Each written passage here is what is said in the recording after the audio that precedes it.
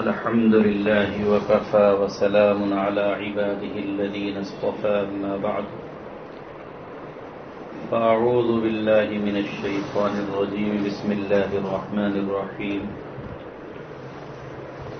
ادع إلى سبيل ربك بالحكمة والموعظة الحسنة وجادلهم بالتي هي أحسن إن ربك هو أعلم بمن ضل عن سبيله وهو أعلم بالمهتدين صدق الله العظيم.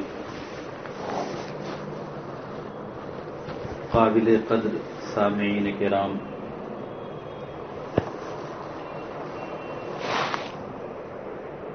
اس وقت مختصر سی ضروری بات آپ حضرات کی خدمت میں عرض کرنی ہے. اللہ تعالیٰ مجھے بھی عمل کی توفیق نصیب فرمائے، آپ حضرات کو بھی عمل کی توفیق نصیب فرمائے، اور جہاں تک یہ پیغام پہنچے ان لوگوں کو بھی عمل کی توفیق نصیب فرمائے.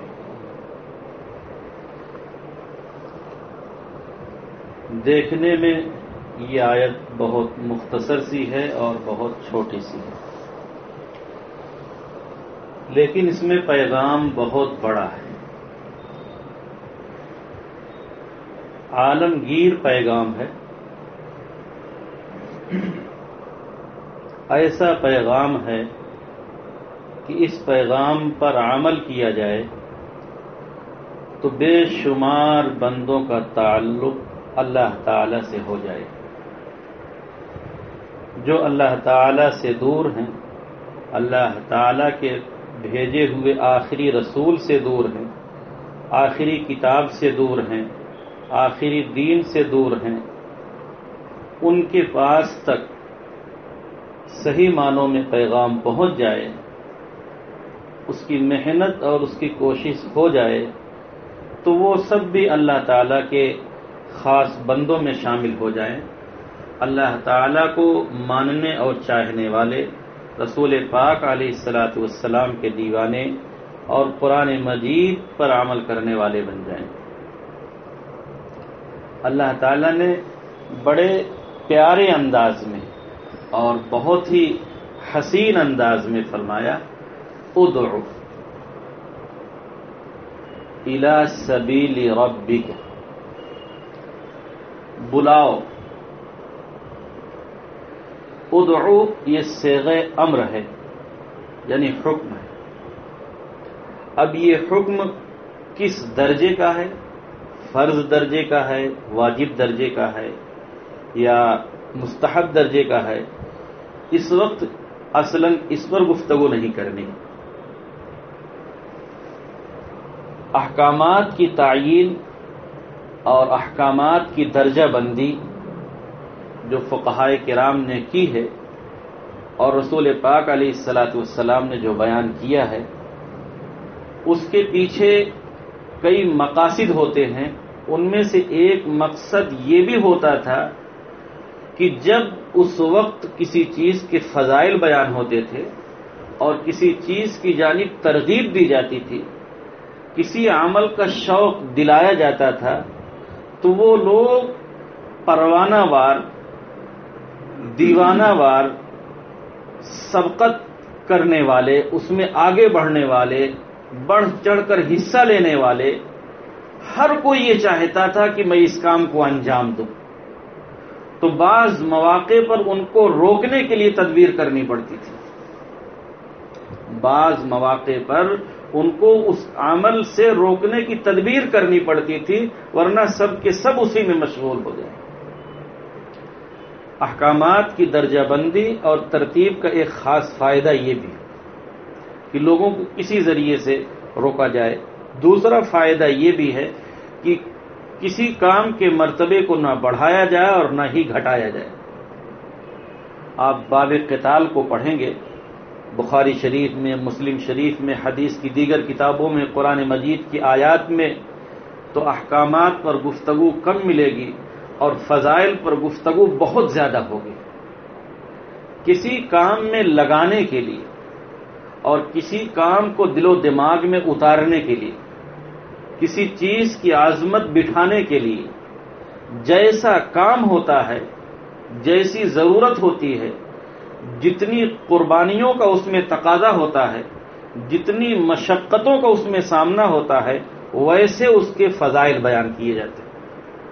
اللہ تعالیٰ نے، اللہ کے رسول صلی اللہ علیہ وسلم نے باب قتال کے جو فضائل بیان فرمائے ہیں وہ دیگر احکامات، دیگر فضائل سے بہت زیادہ، دیگر عبادتوں کے اور دیگر امور کے فضائل سے بہت زیادہ۔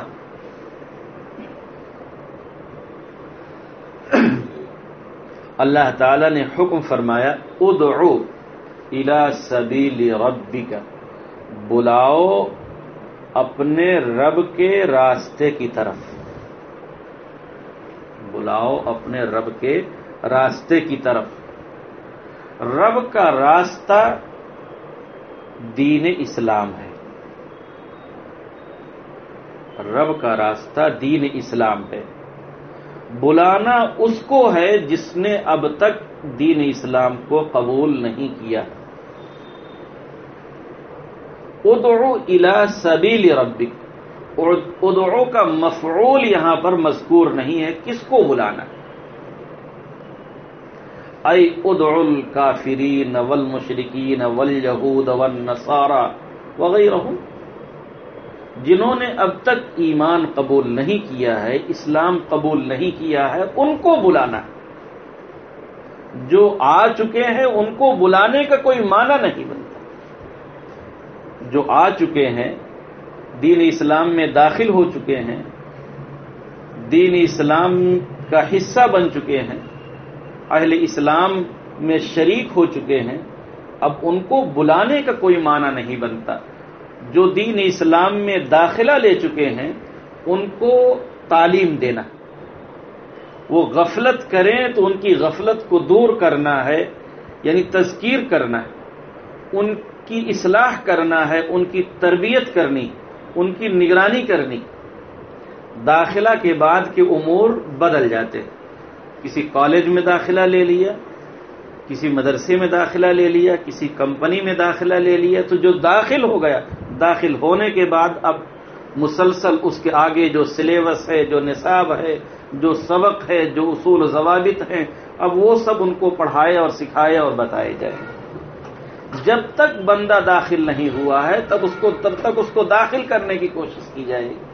ادعو الی سبیل ربک بالحکمہ، ادعو بلاؤ، الی سبیل ربک اپنے رب کے راستے کی طرف۔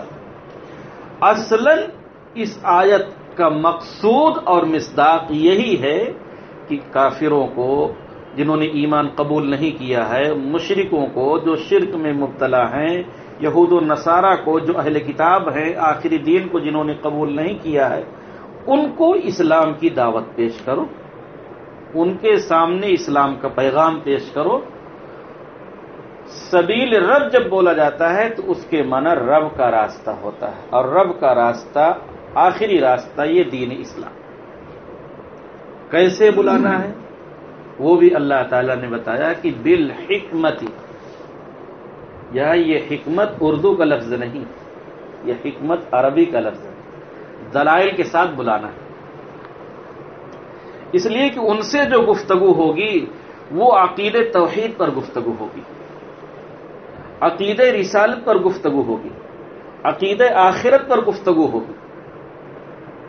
وہ توحید کے قائل نہیں، بعض قائل ہیں، بعض قائل نہیں، اور اگر کچھ قائل بھی ہیں تو اس کے اندر ان کو تذبذب۔ عقیدہ رسالت کے وہ قائل نہیں، عقیدہ آخرت کے وہ قائل نہیں، ان کا ماننا یہ ہے کہ مرنے کے بعد یہ سلسلہ یہی ختم ہو جائے۔ تمام عقائد کی بنیاد انہی تین عقیدوں پر ہیں، تمام عقائد ان کی فروعات ہیں، ان کے اجزاء ہیں، انہی سے نکلتے ہیں، ان کی شاخیں ہیں۔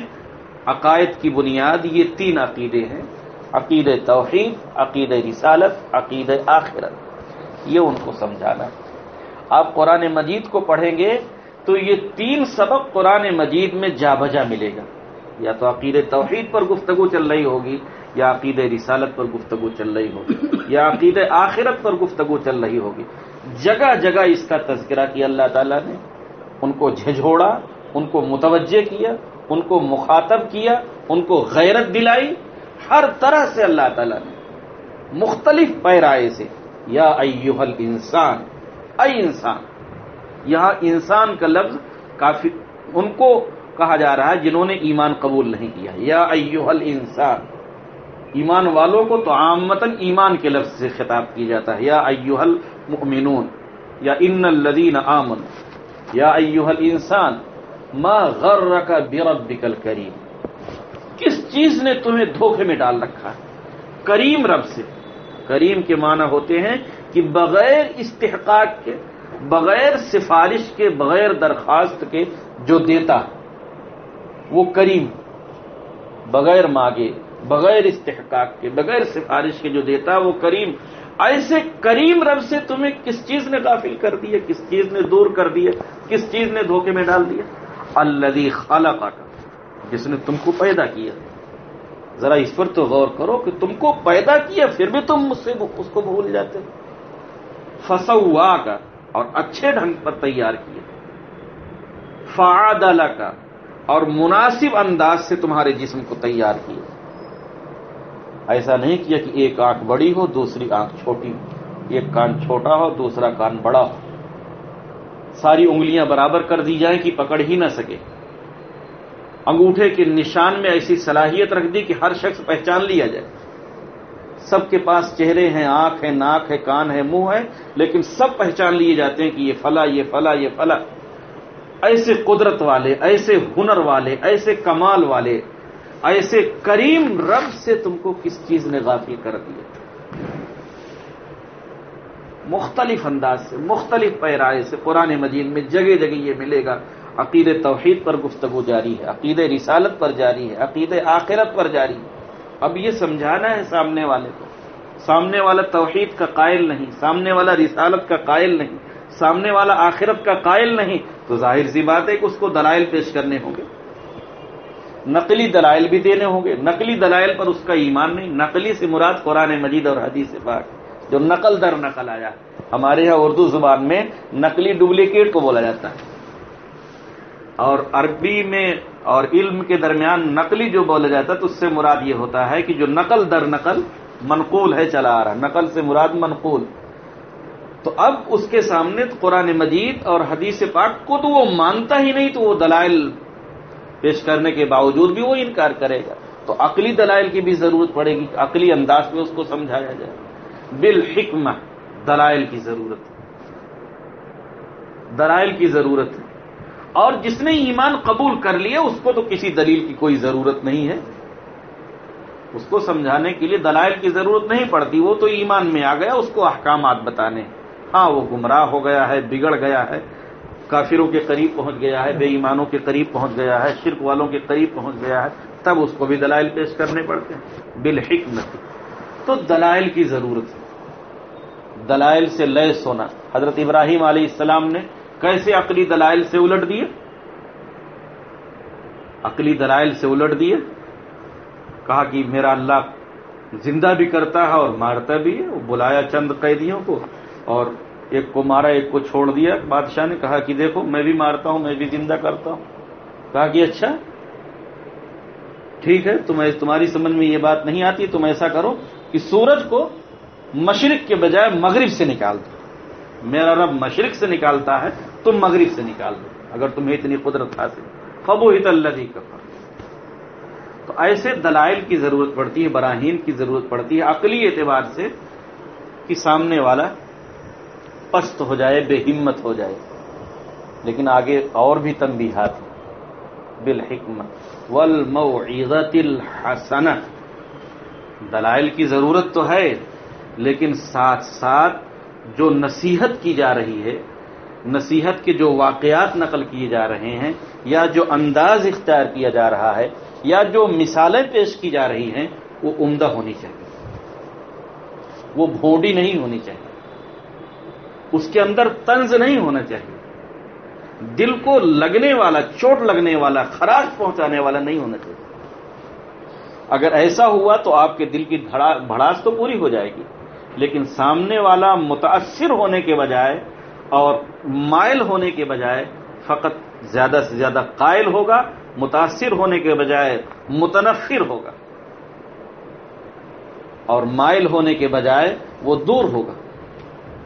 اس لیے والموعظہ میں الحسنہ کی قید لگی ہوئی ہے کہ جو نصیحت کی باتیں اس سے کی جائیں گی، دلائل کے ساتھ مثال کی بھی ضرورت ہوتی ہے، واقعات کی بھی ضرورت ہوتی ہے، ایسی چیزوں کو پیش کرنا پڑتا ہے کہ جس کو وہ مانتا، مسلمات جس کو آنکھوں سے دیکھ بھی رہا ہے، مشاہدات، تو اب ایسی ایسی مثالیں لائی جائیں گی کہ جس کو وہ مانتا اور وہ حسنہ ہو، عمدہ ہو۔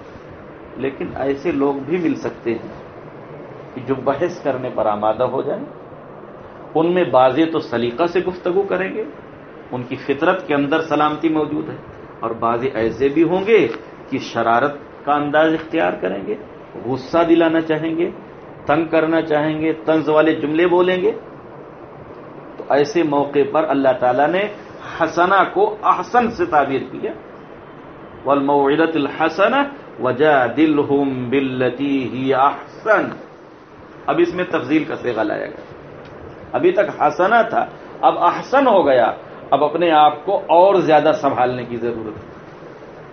اب بحث چھڑ گئی ہے، اب سامنے والا اعتراض کرے گا، اشکالات کرے گا، ہمارے مذہب کو بھی کچھ نہ کچھ ٹیڑھا میڑھا کہے گا، تند تیز جملے بھی استعمال کرے گا۔ اب اپنے آپ کو قابو میں کرنے کی مزید ضرورت ہے، بہت ساری صلاحیتوں سے لیس ہونے کی ضرورت ہے۔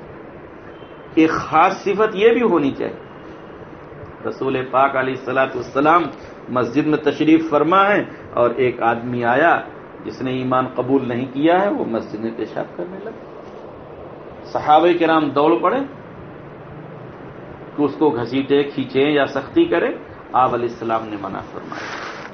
یہ اس موقع کی ضرورت تھی، نزاکت تھی کہ اس کو کھینچا گیا، گھسیٹا گیا، مارا گیا تو پیشاب ایک جگہ کی بجائے پوری مسجد میں بھی پھیل جائے گا، دوسرے یہ کہ اس سے کوئی فائدہ حاصل نہ ہوگا۔ اس موقع پر آپ علیہ السلام نے صحابہ کو روکا اور بعد میں اس کو سمجھایا کہ یہ مسجد ہے، پاک صاف ستھری جگہ ہے، اس جگہ پر گندگی نہیں کرنی چاہیے۔ اس کے سمجھ میں بات آ گئی، وہ جانتا نہیں، اس کو پتہ ہی نہیں تھا۔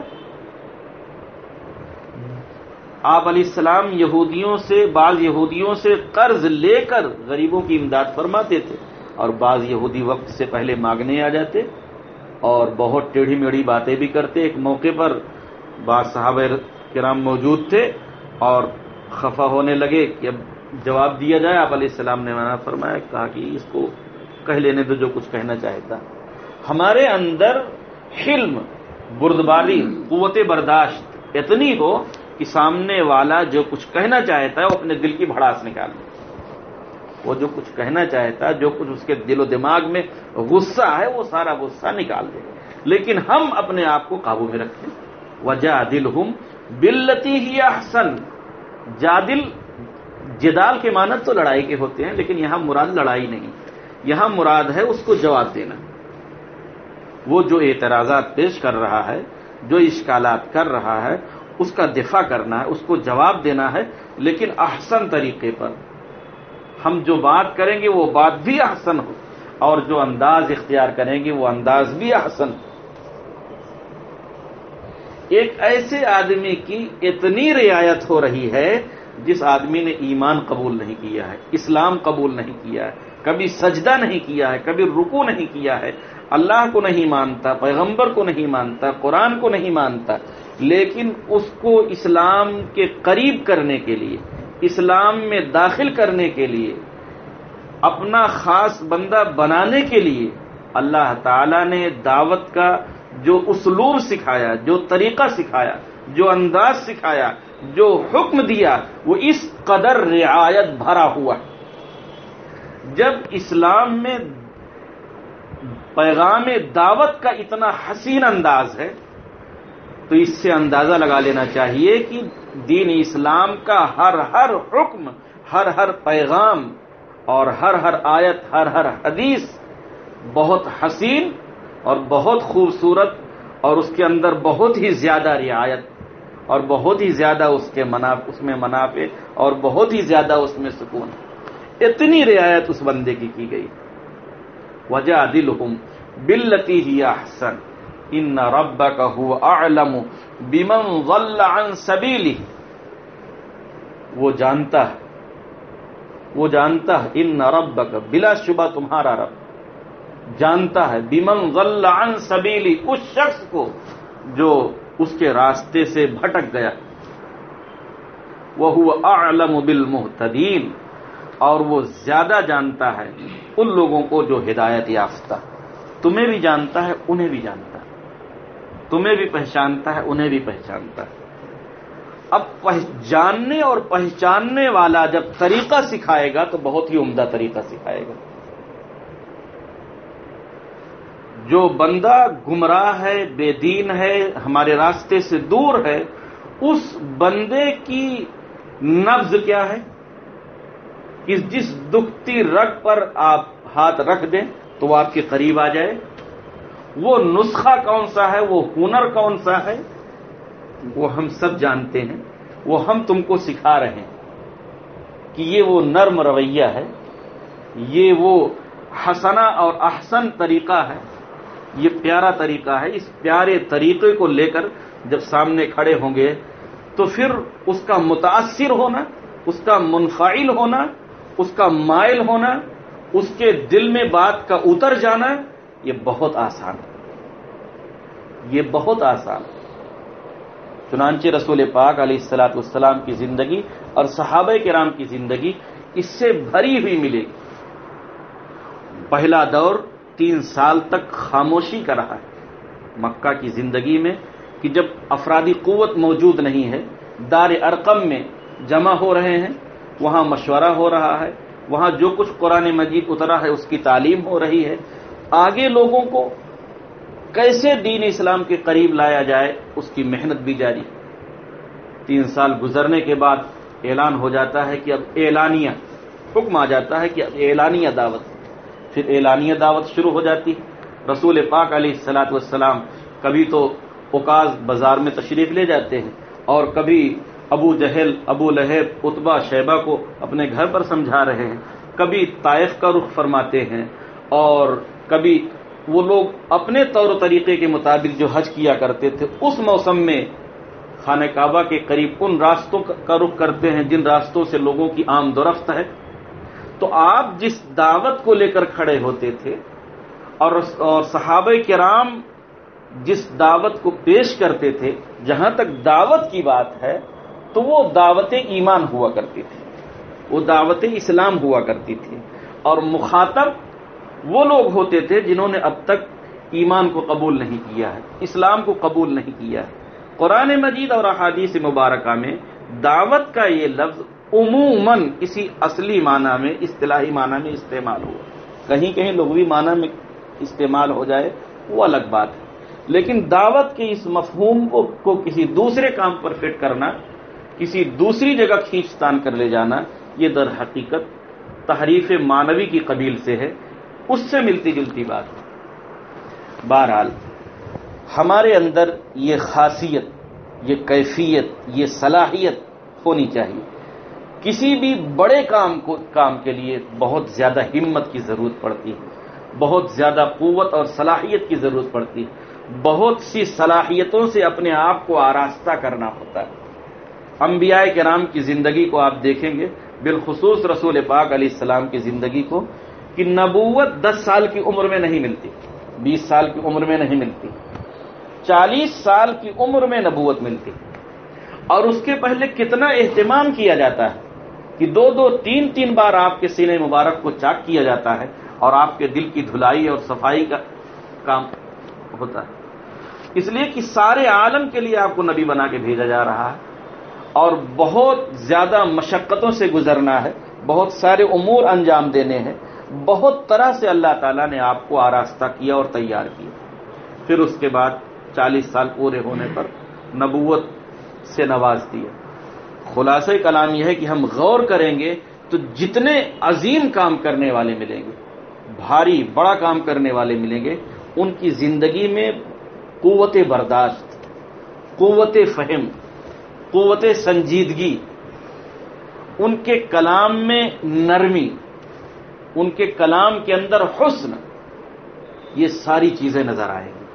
وہ کبھی پیچھے مڑ کر دیکھنا نہیں جانتے، ان کے حوصلے پست نہیں ہوا کرتے، ان کے حوصلے بلند ہوتے رہتے ہیں، دن بدن ان کے حوصلوں میں بلندی آتی رہتی ہے، وہ پیچھے پلٹ کر نہیں دیکھتے۔ جس وقت وحی کا سلسلہ رکا تھا اور آپ علیہ الصلاۃ والسلام بے چین تھے، تو اللہ تعالیٰ نے ان آیات میں ایک آیت یہ بھی اتاری، وَلَلْآخِرَةُ خَيْرٌ لَكَ مِنَ الْأُولَىٰ۔ جس قدر آپ کی زندگی آگے کی طرف جائے گی، آپ بہتری، بھلائی اور بڑھوتری کی جانب ترقی کرتے جائیں گے، ہر دن آپ کا آگے کی طرف جائے گا۔ اس آیت کے اور بھی معنی ہیں، اس کے اندر یہ بات بھی موجود ہے کہ آپ دن بدن آگے ہی کی طرف جائیں گے۔ تو یہ اہل عزائم ایسے لوگ جو ہیں ہمیشہ ترقی کی جانب جاتے ہیں۔ تو اس وقت کی گفتگو کا خلاصہ یہ ہے کہ جس کام میں ہم لوگ مشغول ہیں، یہ کام بہت بڑا ہے۔ جس کام کو خود بذات خود رسول پاک علیہ السلام نے کیا ہو، اس کی بڑائی کے لیے یہی اتنا کافی ہے کہ بہت بڑا ہے۔ جس کام کے لیے آپ طائف تشریف لے گئے اور پتھروں کی بارش ہوئی، آپ نے اسے برداشت کر لیا، اس کی عظمت کے لیے یہی بات کافی۔ جس کام کی وجہ سے آپ کی گردن مبارک پر اونٹ کی اوج رکھی گئی اور آپ نے اس تکلیف کو برداشت کر لیا، اس کام کی عظمت اور بڑائی کے لیے یہی بات کافی۔ جس کام کی خاطر آپ کو گھر بار چھوڑ کر ہجرت مدینہ کے لیے مدینہ کی طرف ہجرت کرنی پڑی، اس کام کے لیے یہ ہجرت خود بہت بڑی فضیلت کی بات ہے، بہت بڑی دلیل ہے۔ جس کام کے لیے آپ کو گالیاں کھانی پڑیں، گالیاں سننی پڑیں، آپ نے مسکرا کر دعائیں دی، ہر قسم کی مشقتوں کو برداشت کر لیا، حضرت بلال حبشی رضی اللہ تعالیٰ عنہ کو ستایا گیا، دیگر صحابہ کرام کو ستایا گیا، حضرت سمیہ کو شہید ہونا پڑا، بے شمار قربانیاں ہیں۔ تو اس کام کے عظیم الشان ہونے میں، اس کام کے بہت بڑے ہونے میں کسی قسم کا کوئی شک و شبہ نہیں، کسی قسم کا کوئی شک و شبہ نہیں۔ اس کام کو ادا کرنے کے لیے اپنے اندر ایسے صفات کو لانے کی ضرورت ہے کہ ہم اس کو کما حقہ ادا کر سکیں، اعتدال کے ساتھ ادا کر سکیں، شریعت کی روشنی میں ادا کر سکیں، دلائل کی روشنی میں اس کو انجام دے سکیں، اور کہیں سے ہمارے پیر میں ذرہ برابر زلزلہ نہ آئے اور پیر میں پیچھے کی طرف پلٹنے کی حرکت نہ آئے۔ ہاں، اس آیت سے یہ استدلال کر سکتے ہیں کہ جب ان لوگوں کی اتنی رعایت ہے جبکہ ایمان قبول نہیں کیا، تو ایمان والوں کو اگر کوئی بات سمجھانی ہو تو ان کی بھی رعایت بدرجہ اولا کی جائے گی۔ ایمان والوں کو بھی سمجھانے کے لیے گالی نہ دی جائے گی، تانے نہ دیے جائیں گے، بلکہ جب کہیں کوئی مسئلہ پیش آئے گا تو ان کو سمجھانے کے لیے اچھا انداز اختیار کیا جائے گا۔ بس اتنی بات پر اپنی بات کو ختم کرتا ہوں۔ اللہ تعالی ہم سبوں کو سنت و شریعت سمجھنے کی، اس پر عمل کرنے کی توفیق عطا فرمائے۔ بالخصوص یہ جو انتہائی ضرورت کا کام ہے، اس کام کو بھی کرنے کی توفیق عطا فرمائے، اس کام کو کرنے والے افراد نصیب فرمائے اور انہیں عزم و ہمت اور حوصلہ نصیب فرمائے، ان کی خصوصی نصرت اور مدد فرمائے، اس کے اسباب مہیا فرمائے۔ وآخر دعوانا الحمدللہ رب العالمین۔